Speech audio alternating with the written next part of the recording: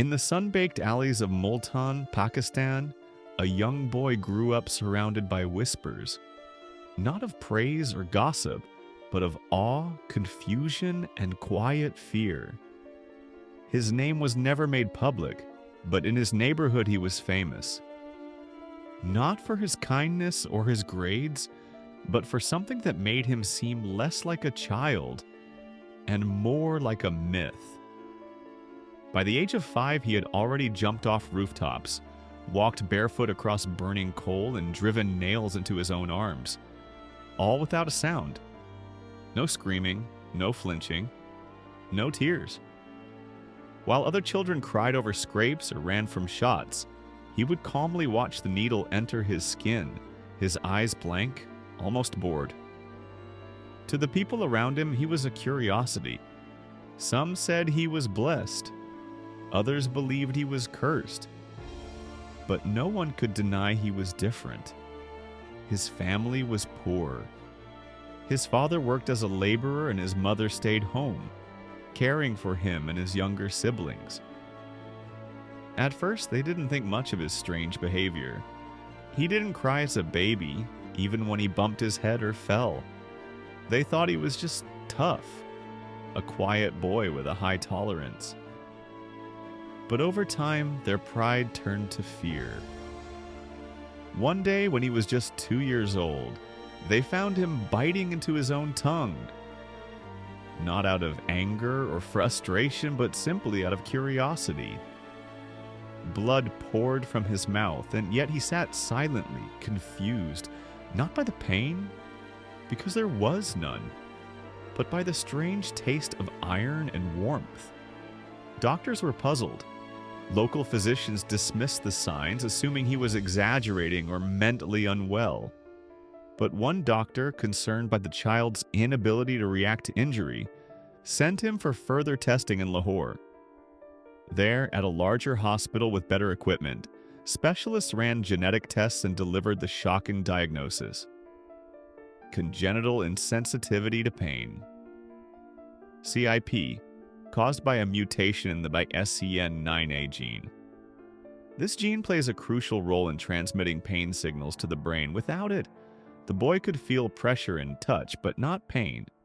He could feel warmth, but not the agony of a burn. He could break a bone and walk on it, unaware of the damage. Only around 20 to 30 cases like his have ever been confirmed worldwide. It's a condition so rare that many doctors go their entire careers without encountering a single instance. And while the idea of living without pain might seem like a dream, especially to those suffering from chronic illness, for those with CIP, it's more like a nightmare. As the boy grew older, his behavior became more extreme. He began to realize that his lack of pain brought him attention. People would gather to watch him perform stunts, walking on broken glass, putting his hands in fire, slapping himself repeatedly with sharp objects. Strangers handed him money. Phones came out. Videos went viral. He became known as the Fire Boy of Multan, a nickname that haunted the doctors who tried to save him. Because while his audience saw entertainment, his physicians saw a body slowly being torn apart from the inside. Pain is the body's most powerful defense. It warns us of injury, teaches us our limits, and forces us to rest when we're hurt. Without it, the boy had no natural instincts to protect himself. He fractured bones and never let them heal properly.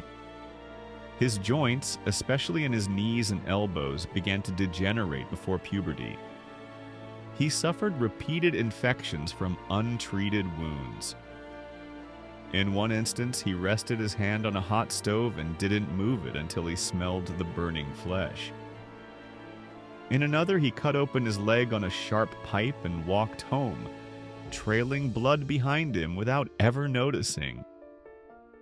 His parents did what they could. They bandaged wounds, they tried to keep him indoors, and they prayed. His mother began sewing soft padding into his clothes and shoes, trying to protect him from the world he couldn't feel. His father, once proud of his son's strength, became haunted by it. He stopped letting the boy perform for money, but the damage was already done. The child had internalized the belief that he was invincible, and nothing his parents said could change that. By the time he was 11, the signs of irreversible damage were obvious. His spine was slightly twisted from repeated falls. His fingers were misshapen from untreated fractures. X-rays showed multiple healed and healing injuries: ribs, collarbone, ankles, wrists, none of which he remembered receiving. His medical file was thicker than a man twice his age. In one chilling incident, he jumped from the second floor of a building during a school event. He landed awkwardly, breaking his femur. Still, he stood up and tried to walk. Teachers thought he was joking until they saw the unnatural bend in his leg. Even then, he remained calm. "It doesn't hurt," he said, matter-of-factly as if describing the weather. That sentence, "it doesn't hurt," became a symbol of everything that was both remarkable and tragic about his life. The world interpreted it as strength, but his doctors, his family, and eventually even the boy himself came to understand it for what it really was: a fatal flaw. In his final year, things got worse. He began to lose mobility. His joints had taken too much abuse. His feet were constantly infected from walking barefoot. His immune system, overwhelmed by repeated injuries, struggled to keep up. He was in and out of hospitals, his once boundless energy slowing. And then, on a rainy afternoon, everything changed. He had gone out with friends trying to scale the side of an abandoned building. He slipped. The fall wasn't particularly far, barely 10 feet, but he landed headfirst. His friends rushed him to the hospital, but by the time he arrived, it was too late. The autopsy showed a massive cranial hemorrhage and a ruptured spleen. Injuries that, if felt, might have led to immediate help. But he said nothing, because he felt nothing. He died at the age of 13.